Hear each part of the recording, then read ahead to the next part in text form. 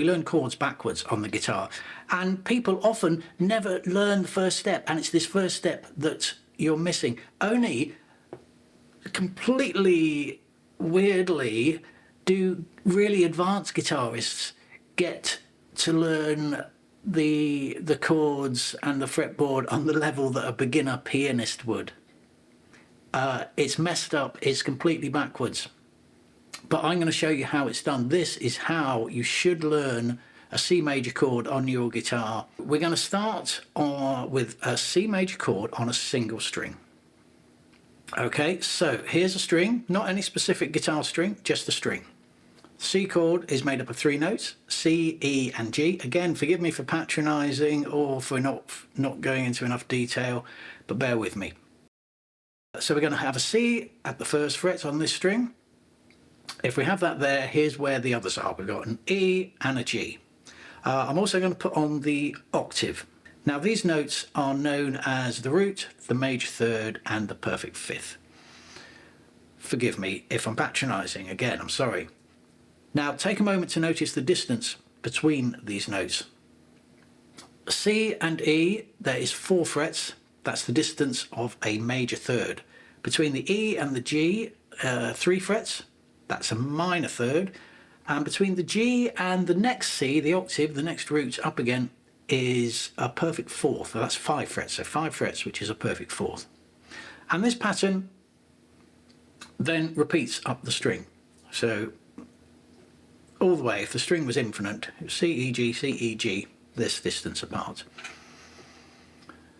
So that's it. That's it for a single string. There you go. That's C major on a single string. Okay, now the fun really starts. You're going to love this. To help us fully understand the fretboard, we're going to work on a giant fretboard. You ready? Ta-da!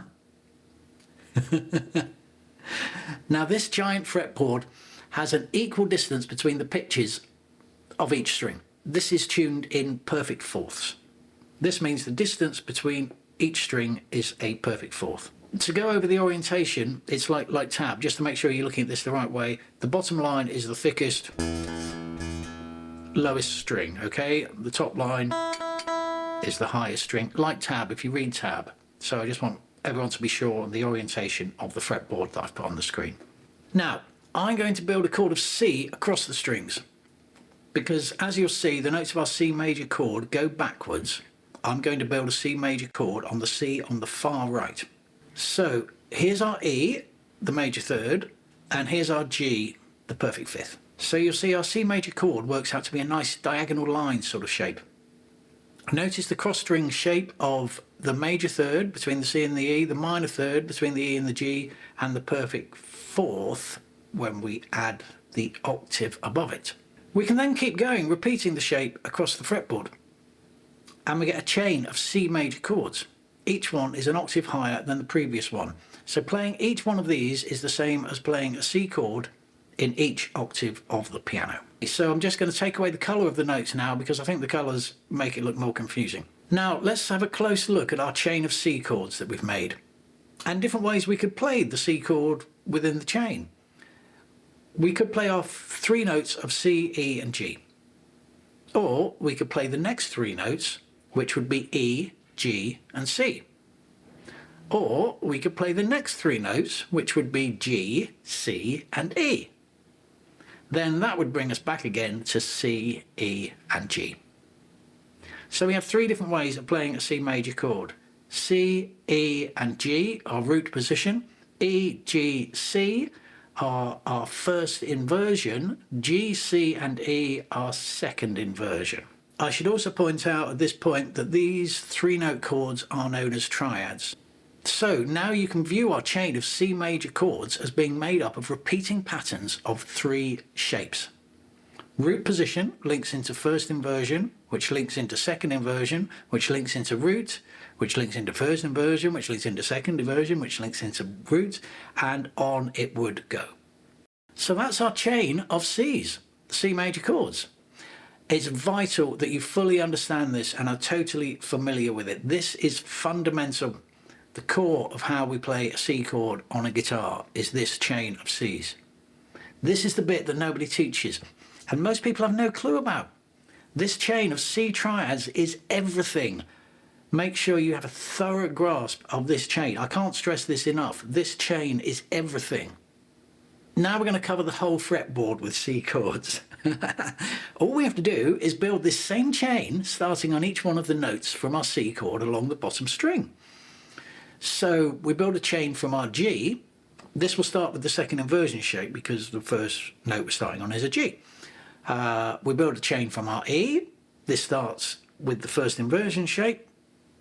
And then we're back to a C, where we build our chain from a root position shape.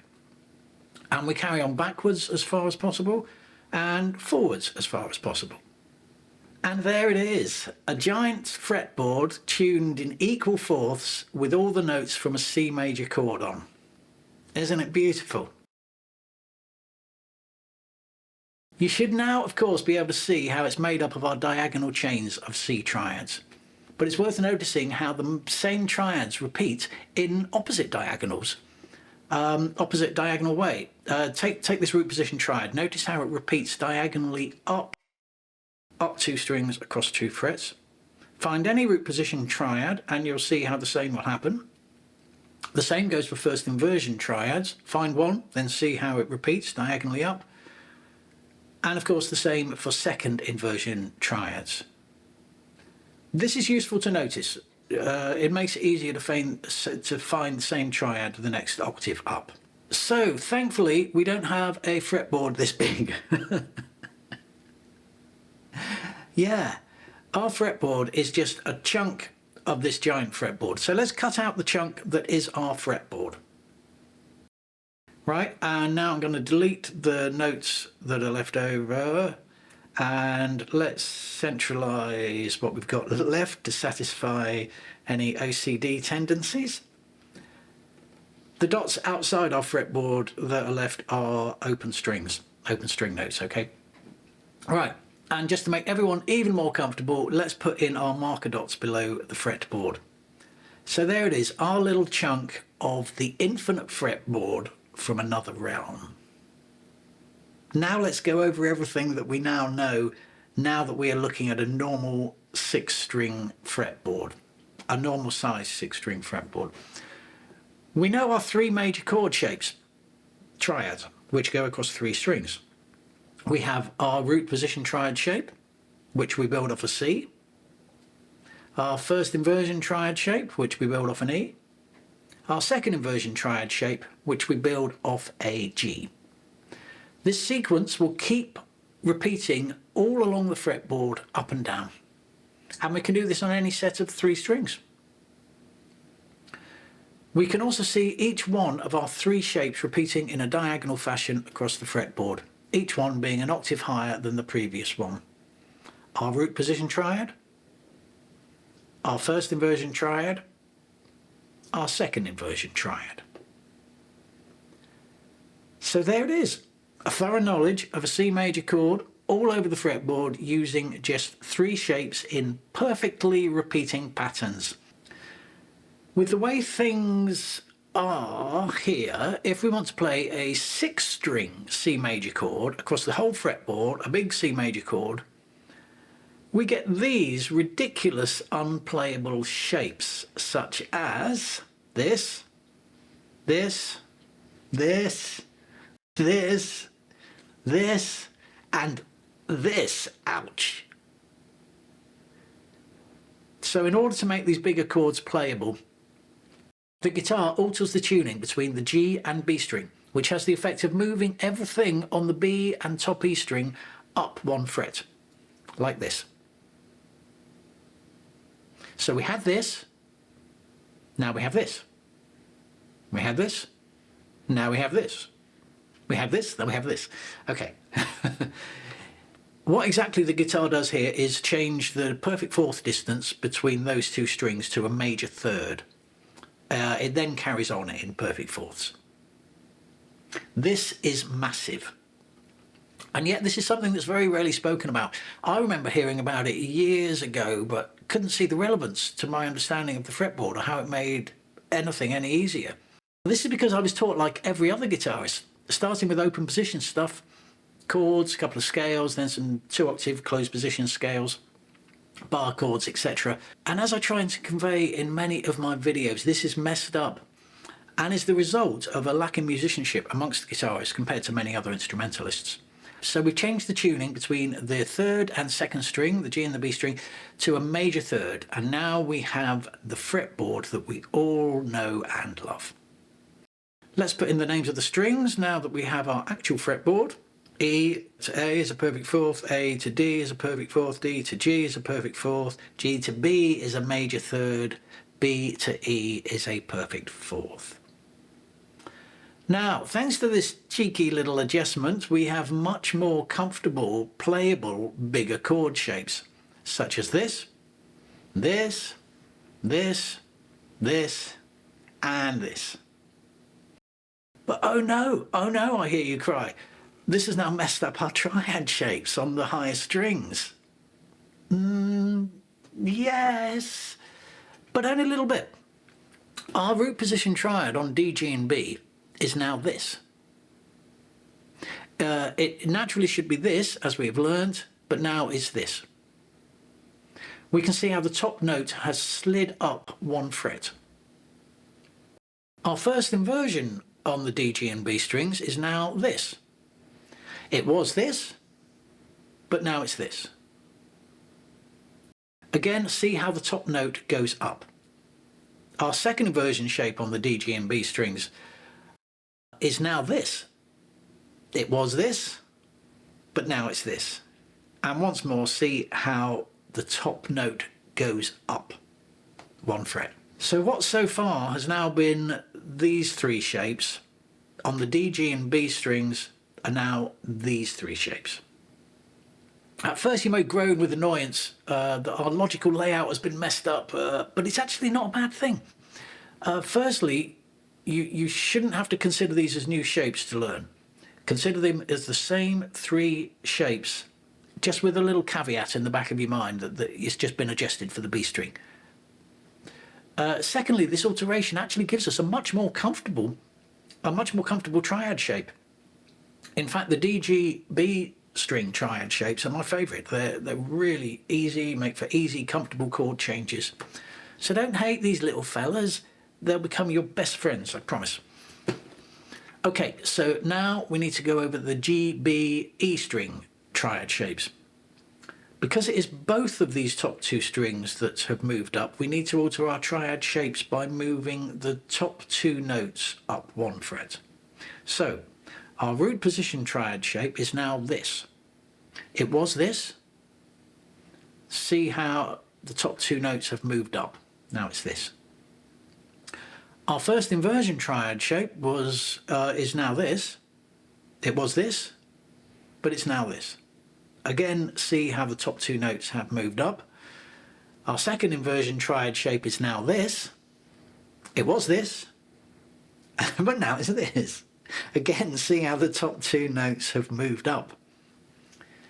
So what so far has been these 3 shapes on the G, B and E string are now these 3 shapes. I'm sure it's obvious, but I should just point out that you should alter your fingerings of these triad shapes accordingly. Consider them as the same 3 shapes with just that little caveat that you've adjusted them for the B string compensation. And again, these 3 triads shapes are actually more comfortable to play than your normal basic ones. Not quite as comfortable and easy to play as the D, G and B string ones, I don't think, but they're friendly, chirpy, cheeky little chappy shapes as well. Now, we've gone through the whole process of understanding major chords on the guitar fretboard. So we've gone through quite a lot here, and I don't want this to seem too daunting. Quite the opposite, in fact. But like I said at the beginning, I wanted to give you the entire background so that there's no gaps in your understanding. Now let's just condense this down, summarise all you need to know and put it all together by showing you how you should get to know a C major chord, and indeed any major chord on your entire fretboard. And you'll see how easy it actually is. So to learn to play a C major chord over the entire fretboard, there are 3 steps. First step, learn to play it on a single string. Find the notes of a C major chord on one string. You start by finding the note of C and then play the E and the G and the next C and so on. Don't forget to go backwards and find any notes that you've missed. So here it is on the bottom E string. You've got C, E, G, C, and any that you've missed. Here it is on the A string. We've got C at the 3rd fret, E at the 7th fret, G at the 10th fret, C at the 15th, and so on. Here it is on the D string. We got a C, E, G, C, and miss any that you've missed. And on the G string, we've got a C, E, G, C, and so on. On the B string, C, E, G, C, so on. On the top E string, C, E, G, C. Make sure you can do this without any hesitation when finding the notes on any string. Step 2. Play all of the 3 triads on each set of 3 strings. So start by finding the first note from the C major chord on the bottom E string. It's a G at the 3rd fret. So because it's a G at the bottom, it's a 2nd position triad. And go from there up through the triads as far as you can go. So off the G, you've got the 2nd inversion, then on to a C, that's a root position, then on to our E, 1st inversion, okay, and so on. Do the same thing on the A, D and G strings. The first one you will find is a root position, as I see. That's going to be an open position root inversion shape. It's the same shape. Then we've got an E, 1st inversion, our G, 2nd inversion, our C, and so on. Same on the next 3, that's the D, G and B strings. This one starts with the 1st inversion triad, got an E, and of course now we have the B string altered shapes. So up through, we got the 1st inversion, we go to 2nd inversion, root position, 1st inversion again, 2nd inversion, and the final set of 3 strings, this one actually starts with a 2nd inversion triad in open position. And again, of course, we have the B and E string altered shapes. So the next is a root position, 1st inversion, 2nd inversion, back up to root, etc. Finally, step 3. Play through the chains of C major triads from the bottom E string. So the first one starts on our low G with a 2nd inversion triad. This goes into a root position triad, into a 1st inversion triad, 2nd inversion triad. Be sure to go up and down the chain considering the inversions you are playing and what the notes are of each triad. Next we should move up to a C, where we've got a root position triad, goes into a 1st inversion, into a 2nd inversion, into a root position. You should go up and down these chains. And as you do, you should notice some shapes that you're familiar with. For instance, in this one, you can see what you probably think of and know as an A shape. But now you know this as a 2nd inversion triad. Next we have an E. So we start with the 1st inversion triad, into a 2nd inversion triad, into root position, into 1st inversion. The next one is another G, and you should recognize that it's the same chain pattern as the first one we did. which started on a G back down there. Of course it's the same chain pattern. Why would it be any different? They just repeat for as long as your fretboard is. 3 notes in a major chord, 3 triad shapes, 3 chains. That's it. Here they are laid out in their full glory. And now you know how to play a C major chord on your instrument as well as a pianist knows how to play within the first few months or even weeks of playing. These chains are the natural layout for a C major chord, but of course we cannot play all of the notes at the same time. So to play bigger chords we use notes from other chains. As you look at this layout of C major chains, those of you familiar with the cage system of major chord shapes will see those 5 basic major chord shapes. Only now you can see they are mainly notes from a natural chain, but with a couple of notes taken from another one to make it playable in one position. And then, because they are now in position shapes, spanning 4 frets, we can also take them and play each one as an open position chord, hence our caged open position chord shapes. So do you see now how this is backwards? The logical way, all things being equal, to learn and understand major chords, or any chord, on the guitar is to learn the 3 triad shapes. They then give us our chains of triads, which then give us our big in-position barred chords, which then can be played as open position chords. Instead, we start and learn the open position chord shapes, seeing them as random shapes, every chord being different, seeming to have no relationship to each other. Then we learn a couple of bar chord shapes, which we sort of see are like a couple of open position shapes, but now with a bar chord. Many people even stop there. It's only much more advanced players that then learn all the open position chord shapes as closed, caged system chords, and then, and only then, do hugely advanced players get into playing and understanding triads, which should have been the first step. How messed up is that? It's no wonder guitarists lack in musicianship, and half of them don't even know their own instrument well enough to play a C major chord everywhere on it. Hopefully now you're not one of those people. I will put a link in the description below to a PDF file with all the important diagrams from this video. Not all of them. I've made bloody hundreds of them, with each dot different. So I won't give you all of those, but the pertinent, the important ones, I'm going to put into a PDF file and put a link to them in the description below. So I hope you've enjoyed the video. Please like me and subscribe. It makes me feel loved.